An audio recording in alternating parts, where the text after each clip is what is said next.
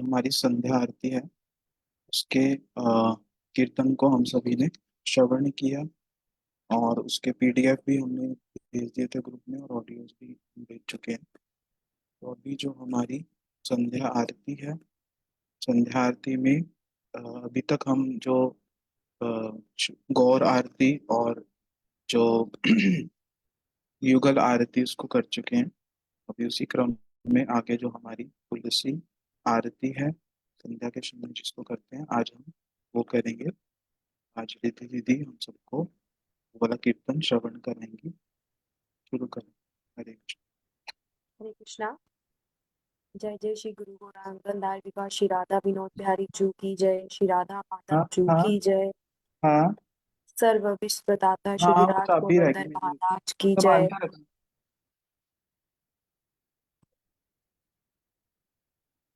श्री वृंदा देवी तुलसी महारानी की जय। जय ओम विष्णुपाद श्री श्रीमद भक्ति वेदांत सिद्धांति गोस्वामी महाराज की जय। शीला माधव प्रिय प्रभु की जय। जय नित्य लीला प्रविष्ट ओम विष्णुपाद अष्टोत्तर श्री श्रीमद भक्ति विज्ञान भारती गोस्वामी महाराज की जय। जय नित्य लीला प्रविष्ट ओम विष्णुपाद अष्टोत्तर श्री श्रीमद भक्ति वेदांत नारायण गोस्वामी महाराज की जय। जय नित्य लीला प्रविष्ट ओम विष्णुपाद अष्टोत्तर श्री श्रीमद भक्ति प्रमोद पुरी गोस्वामी महाराज की जय। जय नित्य लीला प्रविष्ट ओम विष्णुपाद अष्टोत्तर श्री श्रीमद भक्ति सिद्धांत सरस्वती गोस्वामी ठाकुर शिला प्रभुपाद की जय। शीला रूपा नुपुरु परंपरा की जय। श्री निताई गौर प्रेमानंदे हरि हरि बोल। नमो नमः तुलसी कृष्णा प्रेयसी। नमो नमः जय जय राधा कृष्ण नित्य सेवा हे अभिलाषी। जितो मां शरण लाए से कृष्ण सेवा पाए। कृपा करि कर तारी वृंदावन वासी। नमो नमः तुलसी कृष्ण प्रेयसी। नमो नमः तुम्हार चरणे धरी मोरे अनुगत करी। गुर हरि सेवा मग्न राखो दीवानी। श्री नमो नमः तुलसी कृष्णा प्रेयसी। नमो नमः दिने रे अभिलाष मायापुर दियो वास। अंग ते मखीब सदा धाम धूलि राशि। नमो नमः तुलसी कृष्ण प्रेयसी। नमो नमः तुम्हार आरती लगी धूप दीप पुष्प मांगी। महिमा बखानी है बे ओ मोरे खुशी। नमो नमः तुलसी कृष्णा प्रेयसी। नमो नमः जग तेर जत फूल कभू नाही समतुल। सर्व त्यज कृष्ण तव पत्र मंजरी विलासी। नमो नमः तुलसी कृष्ण प्रेयसी।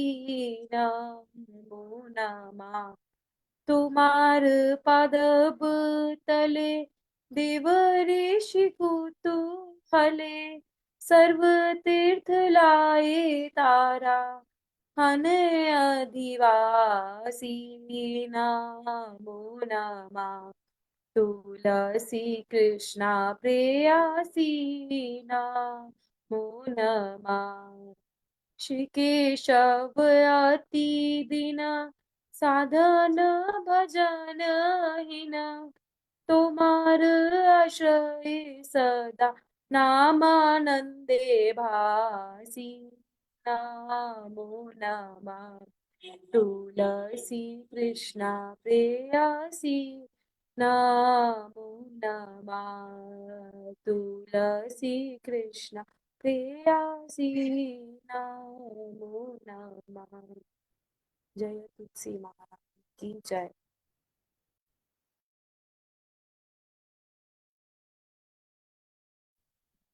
हरे कृष्णा। बहुत ही सुंदर ये कीर्तन तुलसी जी की जो महिमा है उसका बड़े सुंदर रूप से इस कीर्तन में वर्णन हुआ। और हम लोग संध्या के समय इस कीर्तन को करते हुए तुलसी जी की परिक्रमा को करते हैं। और आप सभी को इसकी ऑडियो फाइल भी भेज दी हमने ग्रुप में, तो उसको आप जरूर करें। अभी सभी प्रणाम मंत्र करते हैं, सभी अनम्यूट करें।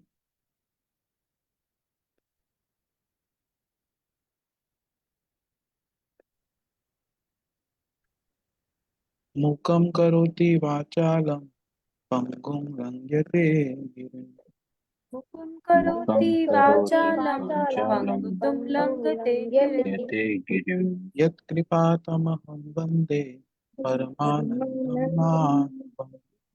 यत्कृपातमहं यत्कृपातमहं वन्दे वन्दे परमानन्दमाधवम्। परमानन्दमाधवम्। आजानुलम्बितभुजो कनकावदातो सङ्कीर्तनेकपित्रो कमलायताक्षो। आजानुलम्बुजो आजानुलम्बितभुजो कनकावदातो कनकावदातो सङ्कीर्तने कपितरो सङ्कीर्तनेकपितरो कमलायताक्षो। कमलायताक्षो। विशम्भरो द्विजवरो युगधर्मपालो वन्दे जगत्प्रियकरो करुणावतारो। विशम्भरो द्विजवरो धर्मपालो युगधर्मपालो वन्दे वन्दे जगत्प्रियकरो जगत्प्रियकरो करुणावतारो। करुणावतारो। जयतां सुरतो पङ्गुर्मम मन्दमतेर्गतिम्। जयतां जयतां सुरतो सुरतो पङ्गुर्मं पङ्गुर्मम मन्दमतेर्गति। मन्दमतेर्गति। मत्सर्वस्वपदाम्बोजो राधामदनमोहन। मत्सर्वस्य पदाम्बुजो मत्सर्वस्वपदाम्बोजो राधा मदन मोहनो। राधामदनमोहनो। दिव्यद्वृन्दारण्य कल्पद्रुमाधव। दिव्यवृन्दारण्यं कल्पतरुमाद्य। दिव्यद्वृन्दारण्यकल्पद्रुमाः श्रीमद्रत्नागार सिंहासनस्थो श्रीमद्रत्नाकर सिंहासनास्तो। श्री श्रीमद्रत्नागारसिंहासनस्थो। श्री श्री श्री राधा श्री गोविंद देवो श्री श्री राधा श्री श्री राधा गोविंद श्री देवो गोविंद देवो पृष्ठालिभि सेव्यमानो स्मरामि। प्रेष्ठालिभि चालीभिः सेव्यमानो सेव्यमानं स्मरामि। स्मरामि। श्रीमन्रासरसारम्भि वंशीवटतटस्त्रिय स्थिता। श्रीमान् श्रीमन्वासरसारम्भि वंशीवटतटे वंशीवटतटस्थितः स्थितः। दर्शन वेणु स्वनिर्कोपि गोपीनाथ श्रियस्तु नाम। गोपी गोपीनाथ श्री नमः। श्री कृष्ण चैतन्य प्रभु नित्यानंद श्री कृष्ण चैतन्य प्रभु प्रभु नित्यानंद। श्री अद्वैत गदाधर शिवासादि गौर भक्त वृंद। श्री श्री अद्वैत अद्वैत गदाधर गदाधर शिवासादि गौरभक्त भक्त वृंद। वृंद। हरे कृष्णा कृष्ण कृष्ण हरे हरे हरे हरे हरे कृष्णा कृष्णा कृष्ण कृष्ण कृष्ण हरे कृष्ण हरे। हरे हरे। हरे राम राम राम हरे हरे। हरे राम हरे हरे राम हरे राम राम हरे हरे। हरे हरे। सभी म्यूट कर लीजिए। तो अभी हम जिस प्रकार से क्रम से जो है आरती, जो मंगल आरती और जो हमारी मध्याह्न आरती और जो संध्या आरती के विषय में अब तक हम श्रवण कर चुके हैं। और लास्ट क्लास में भी हमने उसी को श्रवण किया था कि जो हमारी तुलसी जी की आरती और ये नाम संकीर्तन जो हम लोग करते हैं उसके विषय में हमने श्रवण किया था।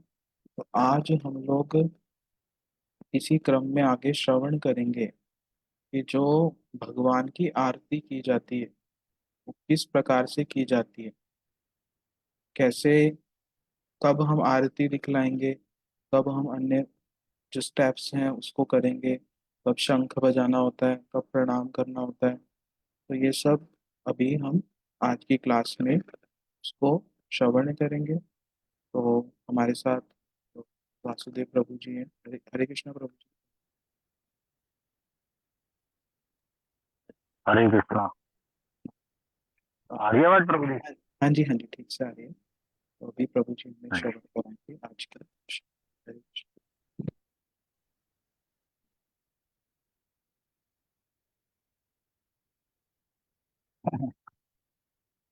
सर्वप्रथम मैं अपने गुरुपाद पद्म श्री श्रीमद् भक्ति वेदांत सिद्धांति गोस्वामी महाराज जी के श्री चरण कमलों में कोटि कोटि दंडवत प्रणाम करता हूँ। तदुपरांत श्रीपाद माधव प्रिय प्रभु एवं रूपानु गुरु परंपरा के श्री चरण कमलों में मेरा कोटि कोटि दंडवत प्रणाम। आप सभी उपस्थित श्री वैष्णवों के चरणों में मेरा यथा योग्य प्रणाम। हरे कृष्णा।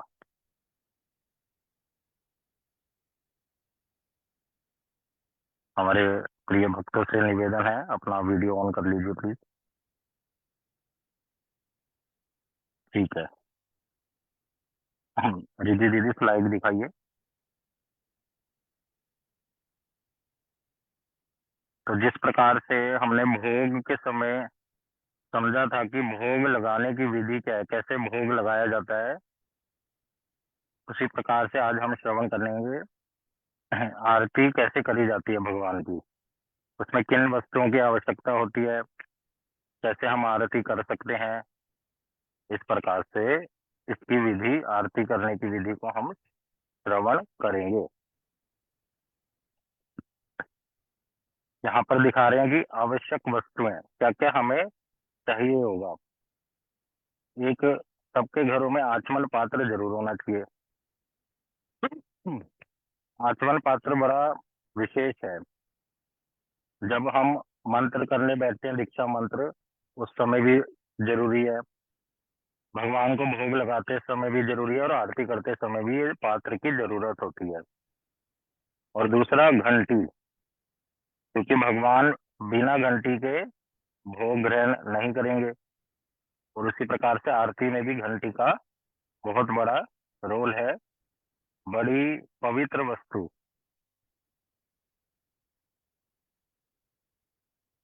फिर यहाँ पे दिखा रहे हैं धूप होनी चाहिए, धूप नहीं है तो अगरबत्ती। और दीप, दीप मतलब जो ज्योत हमारे पास होती है, एक हो या पांच वाली हो, पांच वाली हो तो अच्छा है, नहीं हो तो एक प्रकार की हो। पंच प्रदीप बोलते हैं, जिसमें पांच दीप एक साथ लग जाते हैं। आगे फिर एक होना चाहिए हमारे पास शंख। कैसे वाला शंख? ये बजाने वाला नहीं है, इसमें जल भरा जाता है, पानी भरा जाता है इसमें, तो इसको कहते हैं जल वाला शंख। और एक लोटा होना चाहिए। फिर एक वस्त्र होना चाहिए, छोटा सा, या रुमाल। और पुष्प होने चाहिए। आरती करते समय फूल जरूर होने चाहिए, गुलाब के, गेंदे के, कोई भी हो सकते हैं जो भगवान को अर्पण किए जाते हैं। फिर एक आता है चामर।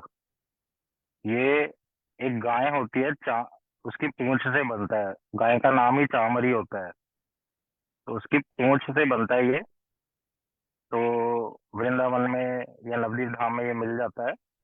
और एक और पंखा होना चाहिए, जैसे ये फोटो में शो किया हुआ है, छोटा सा, इस प्रकार से। हो सके तो एक पंखा और होना चाहिए, नहीं होता तो कोई बात नहीं, मोर पंख से काम चल जाता है। और अंत में लिखा है बजाने वाला शंख। पानी वाला शंख अलग होता है और बजाने वाला अलग होता है। ये शंख की स्पेलिंग ठीक कर लेना।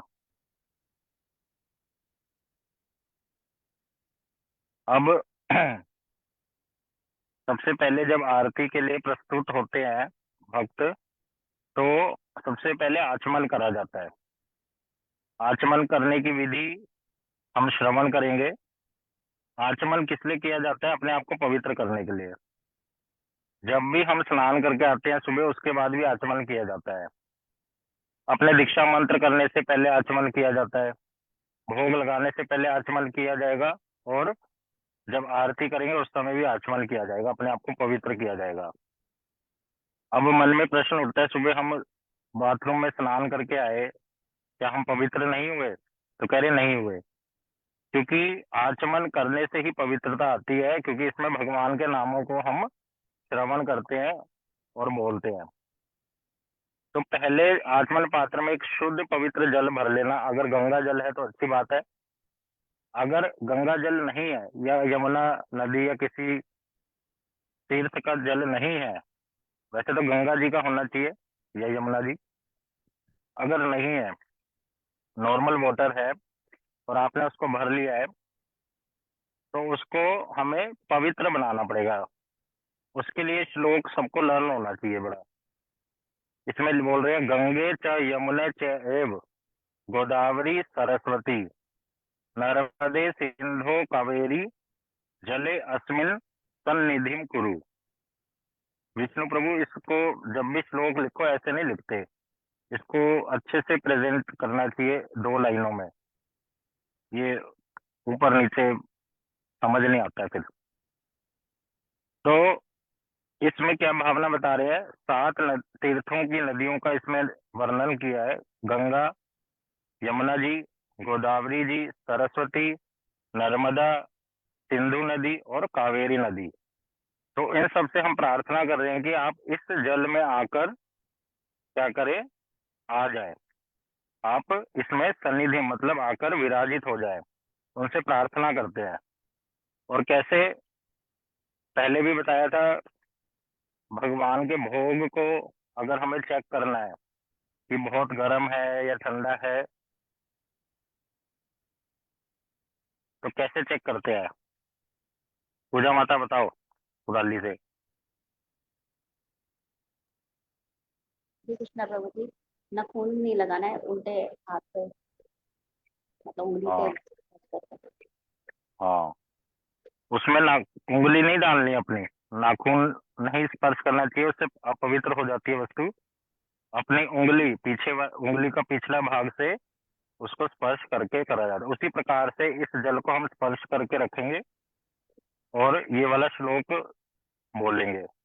अगर वो गंगा जल नहीं है, अगर गंगा जल है तो फिर ये बोलने की जरूरत नहीं है। क्यों हम इन नदियों को बुलाते हैं? क्योंकि ये भगवान कृष्ण को बड़ी प्रिय है, गंगा जी, यमुना जी। नवदीप धाम में जाओगे तो वहां कौन बहती है? गंगा जी। वृंदावन धाम में जाओगे तो यमुना जी बहती हैं। तो ये बड़ी पवित्र नदियां जो हमारी भक्ति में हेल्प करती हैं, इसलिए हम इस जल को पवित्र करने के लिए, किसी भी जल को पवित्र करने के लिए हम ये वाला मंत्र बोल सकते हैं। और ये बड़ा बेसिक मंत्र है, धीरे धीरे याद हो जाएगा। 2-3 दिन में देख कर बोलोगे फिर याद हो जाएगा। गंगे च यमुने चैव गोदावरी सरस्वती नर्मदे सिंधु कावेरी जले अस्मिन् सन्निधिं कुरु। इस प्रकार से अपने जल को पवित्र किया जाता है। उसके बाद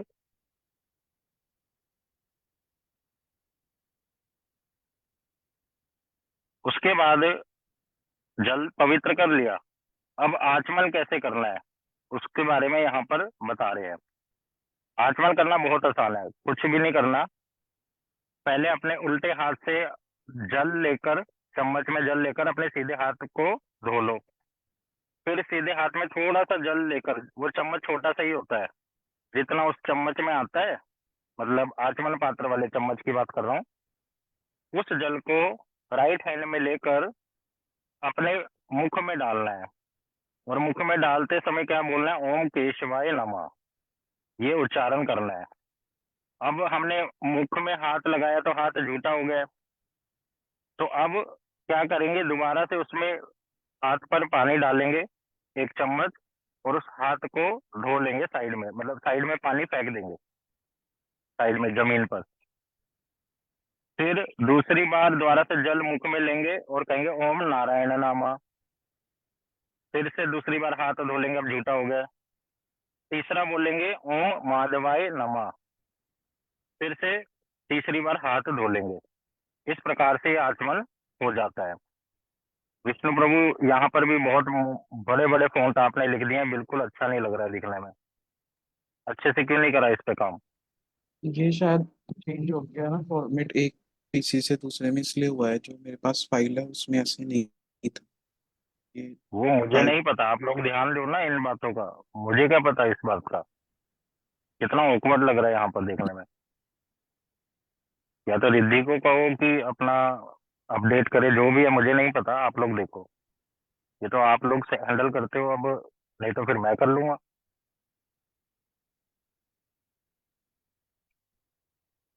तो एक तो इसको जल्दी रहती है हमेशा।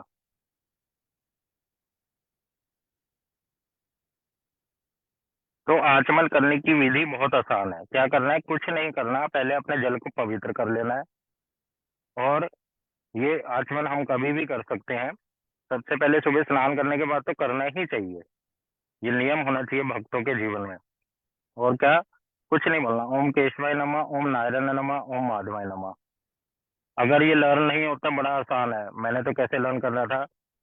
शिला भक्ति प्रज्ञान केशव गोस्वामी महाराज है, फिर उनके शिष्य हुए शिला भक्तिवेदांत नारायण गोस्वामी महाराज, फिर आगे शिला भक्तिवेदांत नारायण गोस्वामी महाराज जी के एक शिष्य हुए शिला भक्तिवेदांत माधव गोस्वामी महाराज। तो इन तीनों के नाम एक साथ है, देखो, ओम केशवाय नमः, ओम नारायण नमः, ओम माधवाय नमः। ये तीनों नाम भगवान के हैं। तो जब आचमन किया जाता है तो इन तीनों का नाम लिया जाता है। तो आचमन करने का विधि बड़ा आसान है। जल हाथ में लेना है, सीधे हाथ में पहले धो लेना है, फिर उसको दोबारा लेना है, मुख में लेना है, मुख में लेते हुए ओम केशवाय नमः। अब हाथ हो गया झूठा। बहुत से लोग क्या करते हैं, आज हाथ में जब आदत है, मैंने देखा है, हम लोगों ने भी, हम भी पहले ऐसे करते थे। क्या करते हैं, जैसे चरणामृत लेते हैं ना मंदिर में, तो क्या करेंगे, राइट हैंड में चरणामृत लिया, उसको ऐसे पिया, पीकर क्या करते हैं, सिर पे हाथ लगा लेंगे। पहले तो मुंह पे चाट लिया अच्छे से, फिर उसी हाथ को ऊपर लगा लिया। अब क्या हो जाएगा, अपने आप को झूठा कर लिया आपने।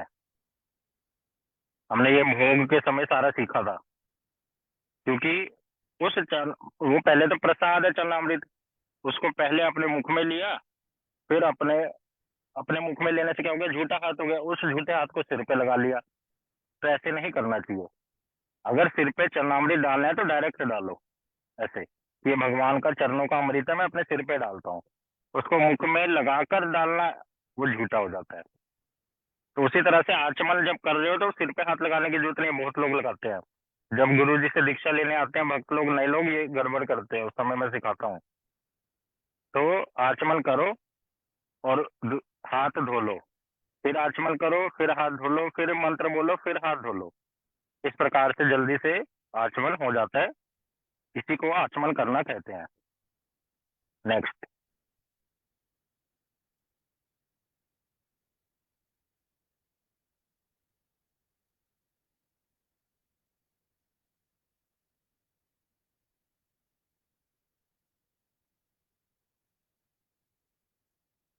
आगे बता रहे हैं, हमने आचमन कर लिया है, हम पवित्र हो गए। अब हम आरती करना शुरू करेंगे। आरती करने के लिए एक आसन की बड़ी जरूरत होती है। आसन के ऊपर खड़े होकर आरती करना चाहिए, हो सके तो। जैसे आसन पर बैठकर हम मंत्र करते हैं, है ना, आसन बड़ा अच्छा रोल प्ले करता है। बिना आसन के ना तो आरती होती, ना अपने मंत्रों का जप होता, जो दीक्षा मंत्र है। तो एक आसन होना चाहिए सबके पास। तो उस आसन पर खड़े होकर या बैठ खड़े होकर ही आरती करी जाएगी।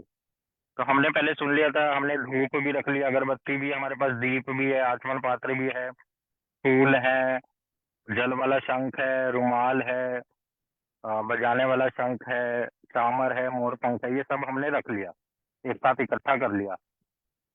तो एक साथ इकट्ठा कर कर अब हम क्या करेंगे, भगवान की सेवा करेंगे इन चीजों से। ठीक है ना, क्योंकि सब कुछ क्या है, भगवान के लिए भोग है। तो पहले जो प्रोसेस है वो ये है, पहले आप अपने अगरबत्ती या जो धूप है उसको जला लीजिए और दीपक को जला के रख लीजिए।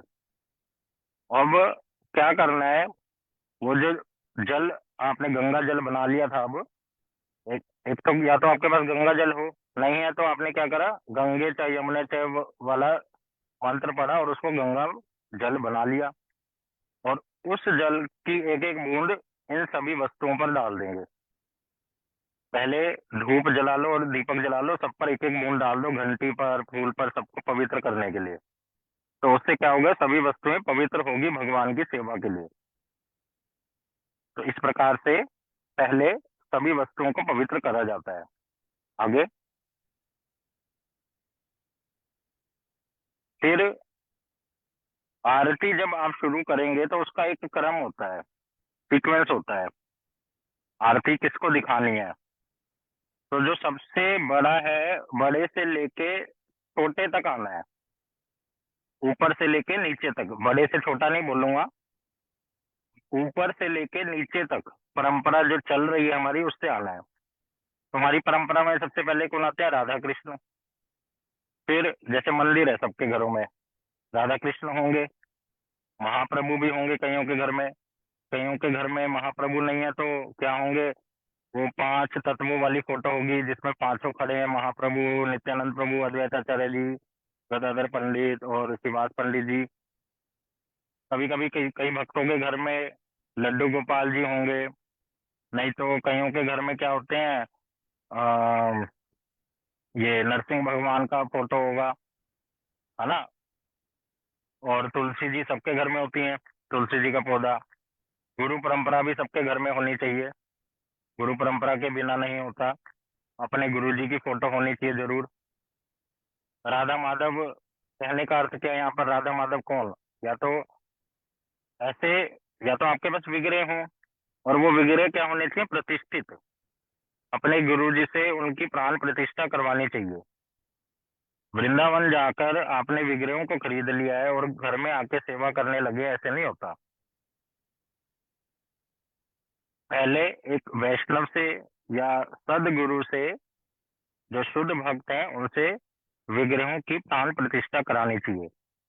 क्योंकि जब आप खरीद के लाते हैं वो एक केवल मूर्ति मात्र है, लेकिन जब उसको गुरु वैष्णव उसकी उसमें प्राण प्रतिष्ठा कर देते हैं, अर्थात राधा और कृष्ण को उसमें विराजित कर देते हैं, महाप्रभु और नित्यानंद प्रभु को उनके विग्रह में विराजित कर देते हैं कि आप आइए और इस विग्रह में रहकर इस भक्त की सेवा को ग्रहण कीजिए। क्यों, क्योंकि राधा माधव महाप्रभु और नित्यानंद प्रभु जितने भी ये हैं, ये सब किसकी बात मानते हैं, अपने शुद्ध भक्त की। तो उनकी बात को मानकर उस विग्रह में वो विराजित हो जाते हैं। और फिर हम जैसे भक्त जो बद्ध जीव हैं, अभी भक्त बनने की प्रयास कर रहे हैं, वो फिर क्या करते हैं, उनको मतलब सौभाग्य प्राप्त होता है भगवान की सेवा का डायरेक्ट।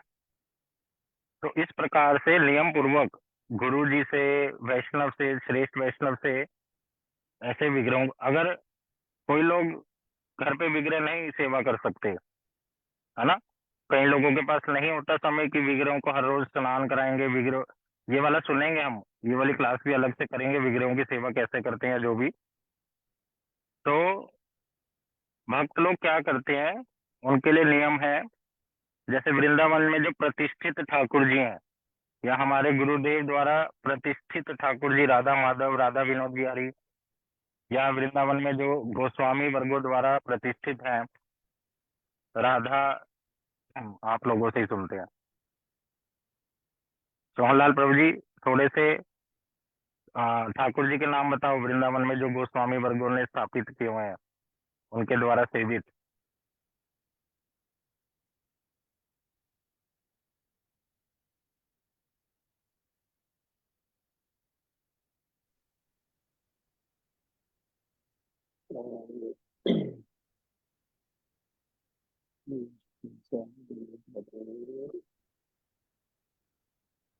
हरे कृष्णा। हाँ जी, हरे कृष्णा प्रभु जी। हाँ जी, हाँ जी, बताओ। जैसे राधा गोपीनाथ जी हैं, ठीक है ना, एक है ना हाँ ऐसे जी, एक, बताओ राधा और कौन गोपीनाथ कौन है। जी हाँ और जी, राधा गोविंद जी, राधा गोविंद जी, राधा हाँ गो जी, हाँ जी, और राधा मदन मोहन जी। हाँ, राधा मदन मोहन जी, और राधा रमन जी।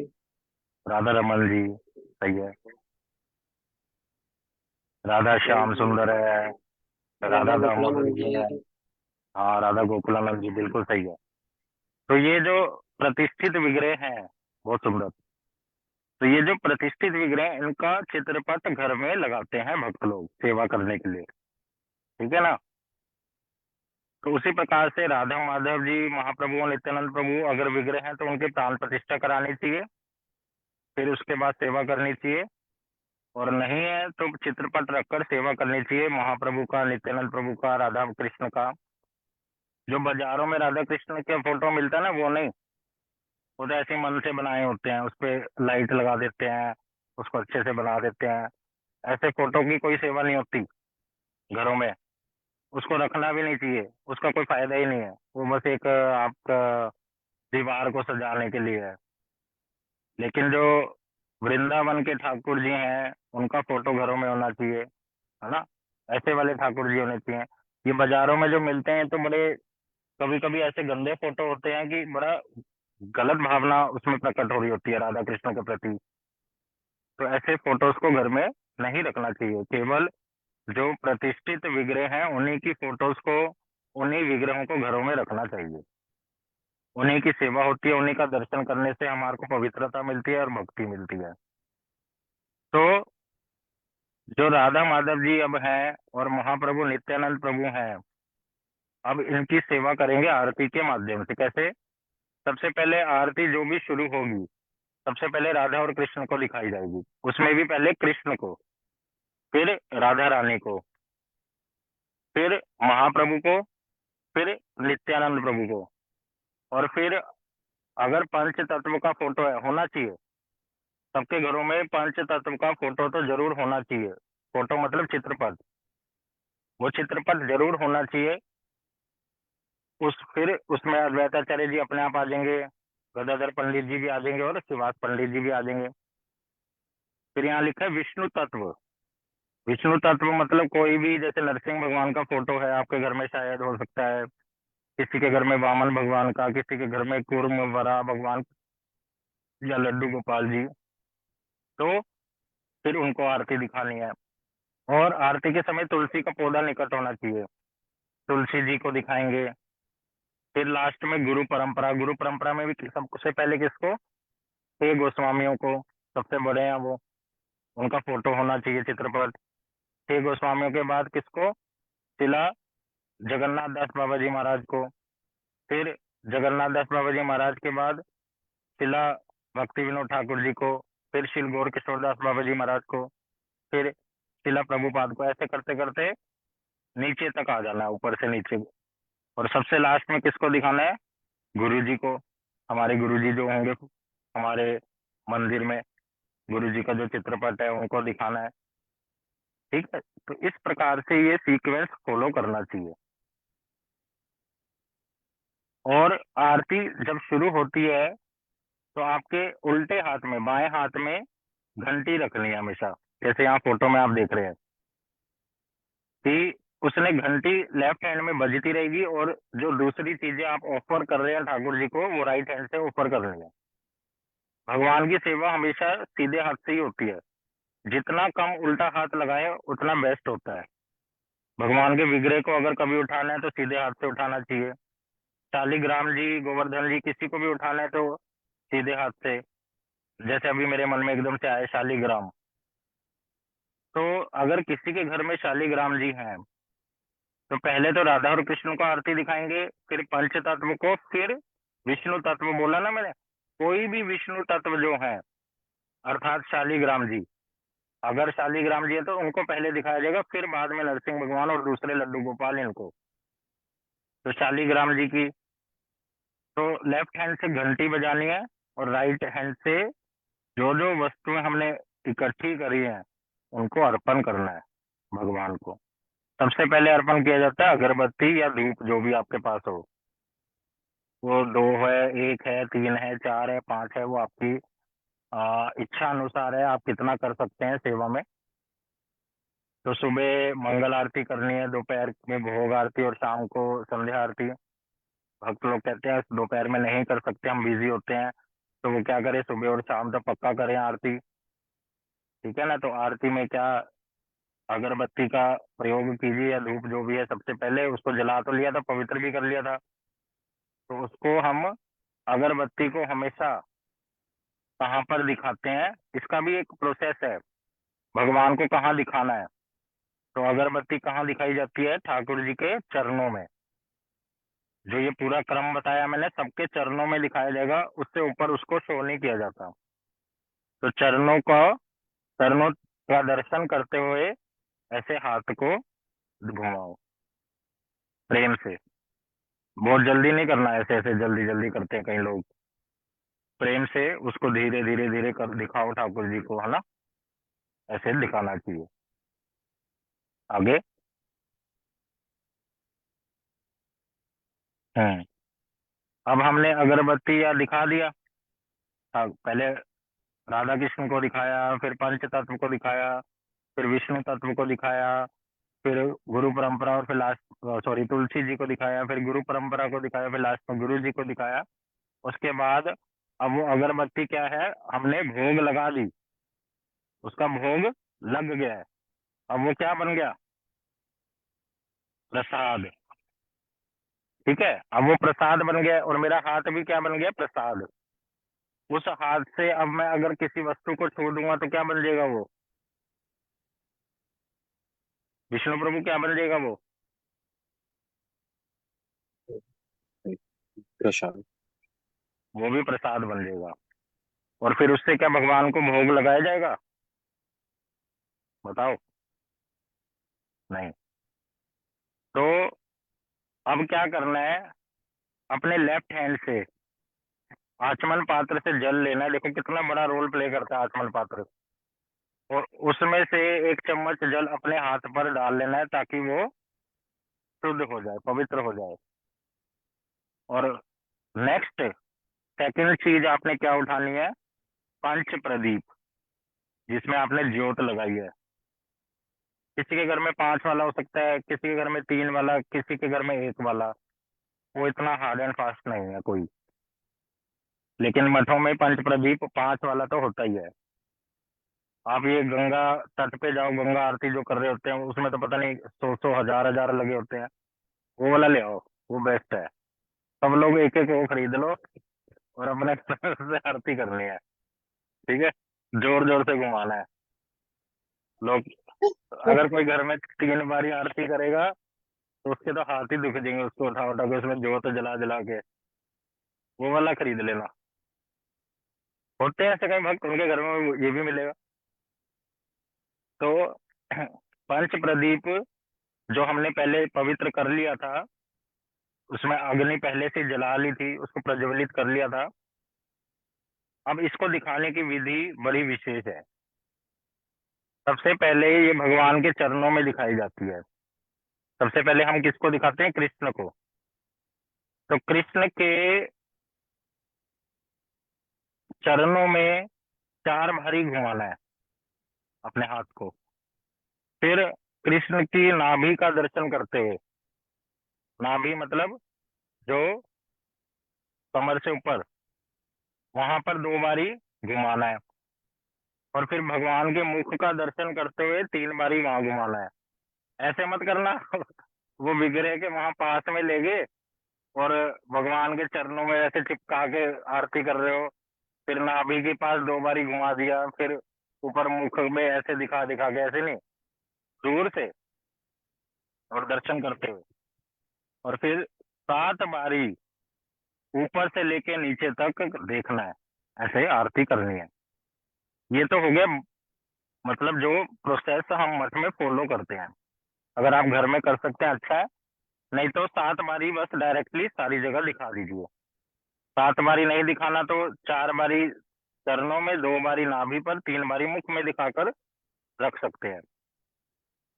और आप कहते हो कि राधा और कृष्ण को एक साथ दिखा सकते हैं, एक साथ भी दिखा सकते हैं। उसमें ये जरूरी नहीं कि कृष्ण को पहले दिखाना है फिर राधा जी को दिखाना है। तो आप कहोगे बहुत समय लग जाएगा मुझे घर में, तो कभी कभी घर में पॉसिबल नहीं हो पाता, तो ऐसे राधा और कृष्ण को एक साथ दिखा देना। एक ही साथ उनको 7 बारी ऐसे दिखा दो, ठीक है। और फिर उसके बाद पंच तत्व को ठाकुर जी को दिखा दिया ना 7 बारी, उसके बाद और कोई विधि नहीं है। पंच तत्व को 1-2 बारी दिखा दो, शालिग्राम जी को 1-2 बारी ऐसे दिखा दो, फिर तुलसी जी को 1-2 बारी दिखा दो, फिर गुरु परंपरा को ऐसे ऐसे एक एक बारी दिखा दो, या एक ही बारी में सारी गुरु परंपरा को 3 बारी ऐसे दिखा दो, है ना। इस प्रकार से दिखाना है। अब जब आरती हम कर रहे होते हैं, हमने जो आरतियों का मतलब भी सुना था, तो हमने सुना था उसमें जब भी महाप्रभु की आरती होगी या राधा कृष्ण की, तो वहां कौन आ जाते हैं? देवी देवता आ जाते हैं। उसी प्रकार से जब हम आरती कर रहे होते हैं तो उस समय ब्रह्मा जी वहां आ जाएंगे, गरुड़ जी आ जाएंगे, सभी देवी देवता वहां आ जाते हैं।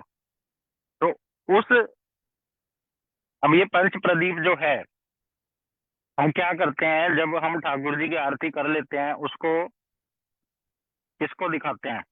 भक्तों को देते हैं ना, आरती लेने के लिए ऐसे ऐसे सिर पे लेते हैं। तो सबसे पहले किसको दिखा देना है? जब वो आरती हो जाएगी ऐसे, आपने सबको दिखा दिया पंच प्रदीप, आपने सबको दिखा दिया पंच प्रदीप, तो एक भक्त क्या करता है, जो पुजारी है, जो भी आरती कर रहे हैं, वो गरुड़ जी, ब्रह्मा जी, इनके उद्देश्य से क्या करता है, एक बारी आकाश में दीपक दिखा देता है कि आप लोग आरती ले लो। तो उस भावना से वो ऐसा करता है। और फिर उसके बाद फिर जो वहां पास में खड़ा कोई भक्त है जो आरती नहीं कर रहा है, वो क्या करता है, जितने भी भक्त आरती कर रहे हैं, गा रहे हैं, मतलब जो आरती गा रहे हैं, उनको वो आरती दे देता है। और सब फिर उसको आरती को ऐसे लेकर अपने मस्तक पर लगाते हैं, ये भगवान का प्रसाद है ना। और फिर उसको साइड में रख देते हैं। इस प्रकार से ऐसे करना है। इसके बाद पहले धूप दिखाया, धूप दिखानी है केवल चरणों में, पंच प्रदीप दिखाना है सारे अंगों में। अब नेक्स्ट बारी क्या आएगी, अपना हाथ फिर से धो लेना है। और फिर जो एक शंख है जल से भरा हुआ, उसको कहाँ दिखाते हैं? केवल ठाकुर जी के मस्तक पर, राधा रानी के मस्तक पर ऊपर दिखाएंगे। वो भी 3 बारी बस घुमाना है। और फिर उसमें से जो जल पूरा भरा हुआ है, एक जो एक्स्ट्रा लोटा मैंने बताया था रखा हुआ है, उसमें से थोड़ा सा जल घेर दोगे। पहले राधा कृष्ण को 3 बारी दिखाना है, थोड़ा सा जल फिर उस लोटे में निकाल दो। इसका मतलब क्या है कि ये वाला जल मैंने आपको ऑफर कर दिया है। और फिर उसके बाद पंच तत्व के सिर पे दिखाओ, फिर से थोड़ा सा जल लोटे में डाल दो।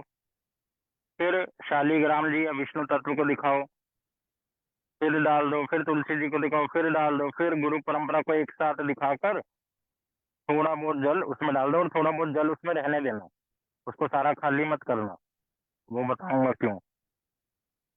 तो इस प्रकार से ठाकुर जी के सिर पर ये करना है। फिर अपना हाथ धो लेना है। नेक्स्ट, अब ये जो शंख वाला जल है, ये इसकी भावना क्या रहती है? जैसे हम लास्ट में इसी जल वाले शंख से क्या करते हैं, सभी भक्तों के ऊपर पुजारी क्या करता है, पानी छिड़कता है ना, पवित्र जल, सभी लोग उसको लेकर बड़े खुश होते हैं। तो इसी भावना से ये भगवान के ऊपर हम डालते हैं सबसे पहले, पंच तत्व इन सबके ऊपर। अब क्या है, कभी कभी ज्यादा पानी गिर जाता है या कुछ है, तो हम पहुंचते हैं ना साथ में ऐसे ऐसे, है ना। तो उसी तरह से अब क्या है, ठाकुर जी को हम पहुंचेंगे, तो एक वस्त्र होना चाहिए छोटा सा हाथ में लेकर, जिससे हम उनको ऐसे दिखाएंगे कि हम उनको पहुंच रहे हैं, मस्तक को। फिर पंच तत्व को इन सबको कर कर फिर उस कपड़े को रख लेंगे और अपने हाथ को धो लेंगे। अब नेक्स्ट है फूल। जो आपने फूल थाली में लिए हैं थोड़े बहुत, उसको अब आपको ऑफर करना है ठाकुर जी को, सबको। और ये भी कहाँ, चरणों में दिए जाते हैं फूल, है ना। देखो गुरु जी आते हैं ना घर में कभी भी, या वैष्णव आते हैं, ये हमेशा के लिए सीख लो, उनके ऊपर मत फूल डाला करो। या तो फूल की पत्तियां इतनी कोमल होनी चाहिए, उसका जो पिछला पार्ट है वो निकाल दो, तो ऊपर डालते हुए अच्छा लगता है। ज्यादातर भक्त लोग यहाँ गलती करते हैं, गुरु जी के ऊपर, वैष्णवों के ऊपर भावना तो अच्छी है कि फूल डालना है, पुष्पों से स्वागत करना है, लेकिन उस पुष्प का जो हार्ड पार्ट है पीछे का, वो हटा देने, उसकी पत्तियों को निकाल के नहीं रखते। पत्तियां कभी कभी कोमल भी नहीं होती, कोमल पत्तियां होनी चाहिए। अगर ऐसा है तो ऊपर बरसाओ, नहीं तो चरणों में ही देना चाहिए, हमेशा चरणों में देकर स्वागत करना चाहिए। उसी भावना से यहाँ पर चरणों में हम ठाकुर जी को फूल दिखाते हैं, फिर पंचतत्व को, फिर विष्णु तत्व को, फिर तुलसी जी को, फिर गुरु परंपरा को। और फिर भक्त क्या करता है, एक एक करके उसमें से फूल लेके पहले कृष्ण के चरणों में रखेगा, फिर राधा रानी के, फिर क्या करता है पंच तत्व के, फिर शालिग्राम विष्णु तत्व के, फिर तुलसी जी के पास, फिर गुरु परंपरा को एक एक फूल दे देगा अगर है इतने फूल तो, नहीं तो अपने गुरु जी को दे देगा, क्योंकि अपने गुरु जी को देने से पूरी गुरु परंपरा को देना हो जाता है। इस प्रकार से वो फूल जो उसने चरणों में पहले घुमाए थे, अब वो एक एक करके उनको दे देता है। उसके बाद भक्त क्या करते हैं, अपने हाथ को धो लेंगे और अपने हाथ में क्या ले लेंगे, चामर, जो हमने देखा था। उस चामर को पहले राधा कृष्ण को ऐसे ऐसे दिखाएंगे बड़े प्रेम से, और फिर जो सीक्वेंस बताया ऐसे होगा, और फिर दिखाकर फिर उस चामर को साइड में रख देंगे, फिर अपना हाथ धो लेंगे। और फिर अब वो लेना है मोर पंख। ये जो मोर पंख है ये केवल और केवल कृष्ण जी को ही दिखाया जाएगा और किसी को नहीं। भगवान का जो विग्रह है कृष्ण, उन्हीं को ये दिखाया जाता है, और किसी को नहीं दिखाया जाता, क्योंकि और कोई मोर पंख नहीं लगाता, केवल कृष्ण ही लगाते हैं। ना महाप्रभु लगाते, ना बलराम जी लगाते, ना राधा रानी लगाती, ना गुरु परंपरा। कभी कभी भक्तों के घर में हम देखते हैं वो जगन्नाथ जी को मोर पंख लगा देंगे, कभी किसी को लगा देंगे तो कभी किसी को। केवल लड्डू गोपाल जो विग्रह है और जो कृष्ण जी का विग्रह है, उन्हीं को मोर पंख लगता है। महाप्रभु, नित्यानंद प्रभु, इन सबको मोर पंख नहीं लगता। मोर पंख किसको दिखाएंगे, कृष्ण को ऐसे घुमाते हुए दिखाकर वापिस रख देंगे और अपना हाथ धो लेंगे। और फिर अगर पंखा है आपके पास तो राधा कृष्ण को ऐसे दिखाएंगे गर्मियों में, सर्दियों में नहीं दिखाते पंखा, है ना। पंखे की भावना क्या है कि हम आपको, आप गर्मी है इसके कारण पंखा कर रहे हैं, तो राधा कृष्ण को दिखाएंगे, पंचतत्व पूरा कर्म पूरा करके फिर उसको रख देंगे पंखे को और अपना हाथ धो लेंगे। और फिर आप मंदिर से बाहर आकर क्या करना है, शंख को 3 बारी बजाना है।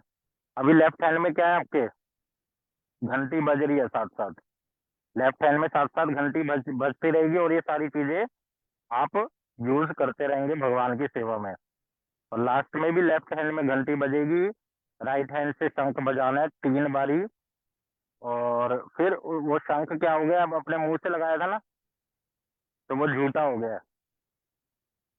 अब उसी शंख को और अपने हाथ को किससे धो लेना है, एक लोटे जल से, या कोई टुंटी है आसपास जहां भी आप धोना चाहें उसमें धोकर फिर रख देना है। फिर नेक्स्ट, अब जब ये सब हो गया है, इसके बाद भगवान को दंडवत प्रणाम करना है और उनसे कहना है कि अगर मेरे से कोई भूल हुई है, हे गुरुदेव मुझे क्षमा करना, मैं आपके अनुगत्य में ये सब कुछ कर रहा था। जब हम भोग लगा रहे थे तब भी मन में क्या भावना रखनी थी कि हे गुरुदेव, आप भगवान के शुद्ध भक्त हैं और आप उनकी भावना को जानते हैं, आप ही इस भोग को उनको ग्रहण कीजिए। उसी प्रकार से आरती करने से पहले भी ये भावना रखनी है हमेशा भक्तों को। कोई भी सेवा कार्य करने से पहले हमेशा नियम बना लो, सुबह उठते ही किसका स्मरण करो, सबसे पहले गुरु जी का, गुरु परंपरा का। रात को सोने से पहले भी गुरु जी को याद करो, गुरु जी आपके कारण आज मैं 16 माला पूरी कर सका, ठीक से प्रसाद सेवा करी और आरती करी, भोग लगाया, तो गुरु जी आप ऐसी ही सेवा में लगाए रखना। हर समय गुरु जी को ध्यान करना है। गुरुवाष्टकम में हमने सुना था कि गुरु जी का ध्यान हर समय करना है, उनका धन्यवाद करना है बार बार। तो आरती करते समय भी हमें ये भावना रखनी है कि आप मेरे को सेवा दी है। विग्रहों की सेवा कोई छोटी मोटी बात नहीं होती, बड़े ध्यान से करनी चाहिए विग्रहों की सेवा। ये कोई गुड्डा गुड्डी का खेल नहीं है। बहुत से लोग क्या करते हैं, विग्रहों को एक दूसरे से देखकर घर में ले आते हैं लेकिन उनकी अच्छे से सेवा ही नहीं करते। ये अलग से टॉपिक है, विग्रहों के बारे में हम सुनेंगे, लेकिन दो दो टॉपिक का हम कवर कर चुके हैं ऑलरेडी। कि विग्रहों को भोग कैसे लगाया जाता है और उनकी आरती कैसे करी जाती है।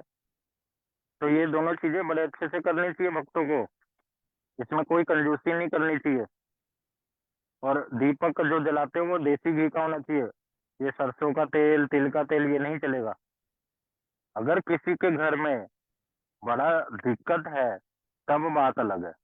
ऐसा ऐसा नहीं है कि भगवान को आप घी का दीपक नहीं दोगे तो वो रुष्ट हो जाएंगे। ये वाली भावना मन में मत लाना, कभी भी मत लाना।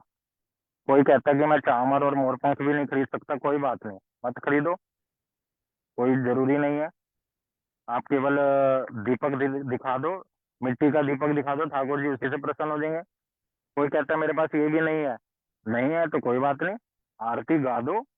आरती गा तो सकते हैं, भगवान को रिझा तो सकते हैं, वो तो कोई भी कर सकता है। उसका मतलब जानकर ठीक से गुरु भगवान से प्रार्थना करो जो उस आरती में लिखा है।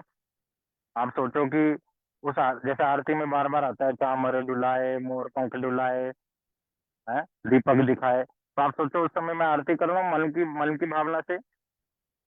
लेकिन इसका मतलब ये नहीं है कि मन से कर सकते हैं, कर तो सकते हैं, लेकिन ये नहीं कि आदत ही यही बना ली जी, बताया गया था मन से भी कर सकते हैं, तो ऐसा नहीं। जो लोग कर सकते हैं ये जो अभी बताया तो ऐसा करो, और नहीं कर सकते, कुछ कम कर सकते तो कम करो, और कम मतलब कर ही नहीं सकते, बहुत ही मतलब ऐसी स्थिति है तो मन से करो, अच्छे से गाओ, कीर्तन गाओ, भगवान को रिझाओ। तो ये विग्रह की सेवा बड़े ध्यान से करनी चाहिए, उसमें कोई मजाक नहीं होता। विग्रहों की सेवा कैसे होती है, जैसे घर में एक छोटा बच्चा जन्म लेता है तो माता पिता बड़ा ध्यान रखते हैं उसका हर समय, कब उसको खिलाना है, कितना खिलाना है, कब उसको सुलाना है, कैसे कपड़े चेंज करने हैं, स्नान कराना है, कब उसको प्रेम करना है, गले से लगा के रखना है। तो ये सारे ध्यान हम विग्रह की सेवा में रखते हैं। ये कोई रूल्स नहीं है खाली कि आरती ऐसे ऐसे दिखा दी, 4 बार यहाँ दिखा दी, यहाँ दिखा दी, उसमें भावना जुड़ी होनी चाहिए। जब आरती भक्त लोग गाते हैं उसमें क्या भावना चल रही है, इसलिए तो हमने सुना था, तो उस भावना से आरती को करना चाहिए। यहाँ पर एक विशेष सूचना हमने लिखी है जो मैंने बता ही दिया है कि एक एक वस्तु को जब आप भगवान को अर्पण कर देते हैं तो अपने सीधे हाथ को धो लेना है, क्योंकि वो हाथ क्या हुआ, प्रसादी। और बाएं हाथ में अपने घंटी रखनी है, उसको हर समय बजाना है। और लास्ट में जब घंटी रखोगे तो उसके बाद दंडवत प्रणाम कर देना ठाकुर जी को, और उनसे क्षमा मांगनी है कि कोई त्रुटि हो तो गुरु जी आप मुझे क्षमा करना। इस प्रकार की भावना भक्त करता है। तो ये जो आरती करी जाती है इसके पीछे भावना क्या होती है, ठीक है रिद्धि दीदी बंद कर दो अब स्लाइड। जैसे हमने भोग लगाने में सुना था ना कि कैसे सुबह यशोदा मैया माखन खिलाती है, उसको बाल भोग बोलते हैं। और कैसे फिर सखाओं के साथ जब वन में जाकर मध्याह्न लीला करते हैं तो वहां पर वन भोजन लीला करते हैं। फिर राधा रानी के निकट चले जाते हैं, वहां फल उनको अर्पण किए जाते हैं। और फिर रात को जब वापिस आते हैं नंद भवन में तब यशोदा मैया उनको अर्पण करती है। उसी प्रकार से इन सभी वस्तुओं का भी कुछ ना कुछ महत्व है। जैसे जब कृष्ण अपने सखाओं के साथ संध्या को शाम के समय गौचारण करके वापस आते हैं, गैयाओं को चराकर सखाओं के साथ खेलकर, गोपियों के साथ खेलकर जब घर में वापस आते हैं तो उस समय क्या है, अंधेरा है। और मैया क्या करती है, दीपक लेकर कृष्ण के चारों ओर घुमाती है। क्यों घुमाती है, वो देखती है लाला को कहीं चोट तो नहीं लग गई, कोई कांटा तो नहीं चुभ गया, मेरा लाला आज गैया चराने गया था, सखाओं के साथ गया था, बच्चे खेलते साथ में, तो इसको कोई खरोंच तो नहीं लग गई। इस प्रकार की भावना से यशोदा मैया कृष्ण को निहारती है। तो भक्त भी क्या करता है, उसी भावना से आरती करता है, दीपक दिखाता है भगवान को। और राधा रानी सभी सखियां या यशोदा जी कृष्ण को क्या करती है, उनको फूलों से श्रृंगार करती है। तो इस प्रकार की भावना से हम फूल अर्पण करते हैं भगवान को। जब भगवान जब कन्हैया अपने सखाओं के साथ नंद भवन से दूसरे दूसरे वनों में गैयाओं को चराने जाते हैं, तो उनके साथ क्या होता है, बहुत सारे बछड़े और गायें होती है। वो बछड़े और गायें क्या सेवा करते हैं, वो सबसे आगे चलते हैं और रास्ते में जितने भी कंकड़, नुकीले पत्थर या कांटे हैं, उनको अपनी पूंछ से साइड कर देते हैं ताकि कृष्ण को चुभे ना। तो उसमें एक गाय होती है, चामरी गाय भी होती है, तो वो इस प्रकार की सेवा करती है। तो उसी प्रकार की भावना से हम भगवान को चामर दिखाते हैं। मोर पंख कृष्ण के मस्तक पर क्या करती है मैया, मोर पंख देती है। इस क्योंकि जो विषैले सर्प होते हैं या ऐसे कोई जीव जंतु होते हैं, ये मोर को देख के ना भाग जाते हैं। तो मैया किस भावना से लगाती है कि मेरे लाला को कोई आंच ना आए, कोई विषैला सर्प या जंगल में ऐसे होते हैं जीव जंतु, वो इसको अटैक ना कर दे। तो इस प्रकार की भावना से मोर पंख देती हैं। और भी विशेष विशेष भावना है। और विशेष भावना तो हमने आरतियों में सुनी ली है कि आरती के समय कैसे ललिता जी मोर पंख दिखाती है, चामर दिखाती हैं, आरती दिखाती हैं, दीप, धूप दीप पुष्प ये सब दिखाती है। और जब महाप्रभु की आरती में भी सुना था कैसे ब्रह्मा जी और नरहरि सेवा क्या करते हैं, चामर डुलाते हैं, मोर पंख कह रहा, धूप दीप दिलाते हैं। तो उसी भावना से हम लोग इस आरती को करते हैं। ये ब्रजवासियों की भावना उसमें जुड़ी रहती है। तो ये गौड़ीय मठ का विशेषता है कि हम लोग उसको फॉलो करते हैं। इस प्रकार की भावना से हम लोग आरती करते हैं। तो भक्तों को ये आरती करनी चाहिए सुबह शाम। और उसमें 5-10 मिनट ही लगते हैं, कोई ज्यादा नहीं लगते जब आदत हो जाती है, मैक्सिमम 15 मिनट। और इस प्रकार से आरती करें। अगर किसी का कुछ प्रश्न है, कुछ समझ नहीं आया तो पूछ सकते हैं, एक एक करके पूछ लीजिए।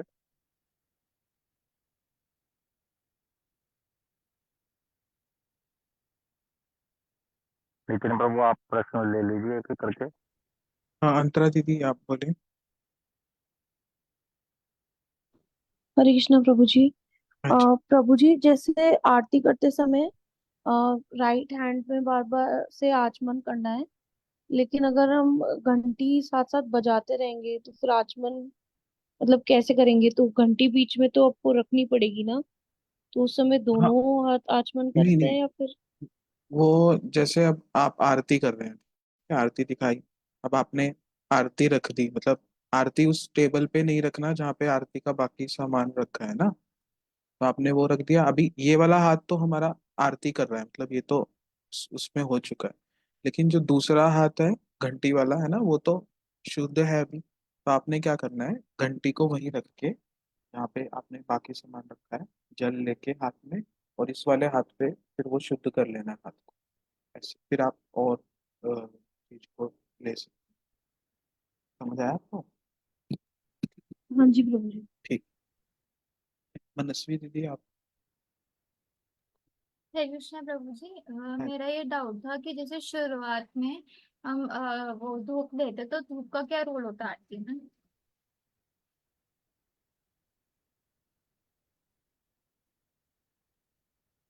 सुगंधी के लिए अच्छा। ठाकुर जी को सुगंध दे रहे हैं। और जैसे मैंने कहीं देखा, जैसे मठ वगैरह पर भी देखा कि 3 लाइक स्टिक्स लेते हैं इसकी धूप की, तो वो 3 क्यों लेते हैं? क्या? वो अगरबत्ती जैसे का मैंने अगरबत्ती वो 3 लेते हैं ना, और लेते ये हैं। मैंने बताया ना, एक भी ले सकते हैं, तीन भी, पांच, उसकी कोई वो नहीं है। जितना मर्जी ले लो, 10 ले लो। बताया नहीं गंगा तट पे कैसे करते हैं आरती, वो वाला ले आओ। ठीक है। हाँ जी, हरे कृष्णा। हाँ। और किसी का कुछ प्रश्न हो? ठीक। तो आज हमने बहुत सुंदर रूप से सुना आरती के विषय में। तो धीरे धीरे करने से आएगा, ये नहीं कि हाँ आज तो मैं अगरबत्ती दिखाना भूल गई, या आज तो मोर पंख रह गया तो पता नहीं क्या हो जाएगा। ऐसे नहीं होता। धीरे धीरे जब हम करेंगे अपने आप से प्रैक्टिस हो जाएगी, है ना। जैसे कई लोगों को देखते हैं, जब उनको पहली बार माला करना सिखाते हैं तो वो गलत पकड़ते हैं, कैसे पकड़ लेते हैं, कुछ करते हैं, है ना। लेकिन धीरे धीरे क्या हो जाता था कि मैं मतलब एक बात याद आ रही है। एक बार हम कहीं गए थे सेंटर में, वहाँ पे वो कहने लगे माता जी माला पकड़ो, तो उन्होंने माला पकड़ ली। तो तो वो ना माला उन्होंने ऐसे पकड़ ली, तो माला को ना वो मतलब कभी कहीं घुमा रहे हैं, कभी कहीं घुमा रहे हैं, कभी कहीं घुमा रहे हैं। तो जो करवा रहे थे ना वो बोलते हम आपको अलग से ट्रेनिंग देंगे, आप थोड़ा जल्दी नहीं समझ पा रही। तो पर वो बाद में देखा, वो माता जी इतनी माला करती हैं, आज भी देखते हैं कि वो माला छोड़ती ही नहीं।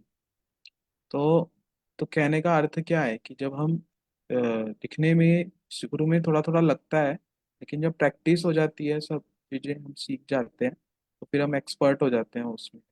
लेकिन करना तो पड़ेगा ना, उससे डरना नहीं है। ठीक है, तो प्रैक्टिस करेंगे, धीरे धीरे सीखेंगे। इसमें विशेष भावना होती है। और बड़ा अच्छा आज का सेशन रहा। देखो, हमारे राधा माधव गौड़िया मठ फेसबुक पे लाइव जाता है ना, तो आप लोग उसमें हम लास्ट में आरती का दर्शन कराते हैं। तो आप वहां पर देख सकते हो कैसे पुजारी जी करते हैं। अगर सीखना है, यूट्यूब पर भी वीडियोस मिल सकते हैं, हम देखेंगे, आपको कुछ लिंक भेज देंगे, तो वहां से आप सीख सकते हैं। और इस प्रकार से धीरे धीरे धीरे करते हुए आप सीख जाएंगे और फिर करते रहेंगे। तो और सभी भक्तों से मुझे पूछना था, जैसे हम मंडे से सैटरडे क्लास करते हैं, तो मेरे मन में एक भावना आई थी कि अभी तो हम भक्ति सदाचार की क्लासेस कर रहे हैं। अगर हम इन क्लासेस को 6 दिन ना कर कर 3 दिन कर दें, शुरू के 3 दिन ये क्लास करें, और फिर मंडे से वेडनेसडे ये करें, और फिर थर्सडे से सैटरडे मेरे मन में भावना आ रही है कि हम महाप्रभु की लीलाओं को सुन सकते हैं। चैतन्य भागवत एक ग्रंथ है, उसमें महाप्रभु की विशेषकर लीलाएं बताई हैं, क्या महाप्रभु ने करा, कैसे क्या क्या। और दूसरा ऑप्शन हमारे पास है, एक ग्रंथ है जिसका नाम है श्री गोपाल चंपू। जीव गोस्वामी जी ने उस ग्रंथ को लिखा है।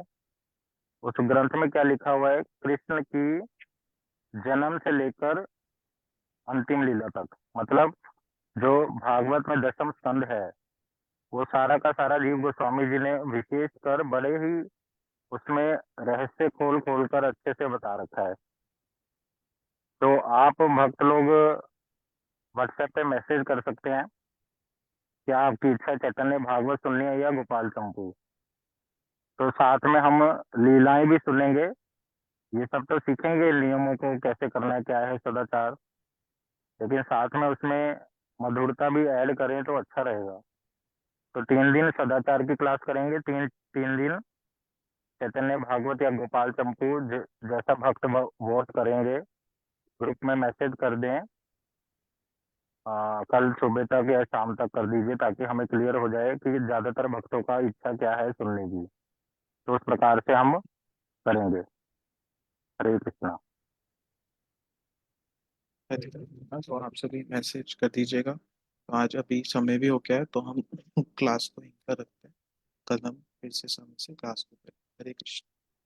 हरे कृष्ण प्रभु जी।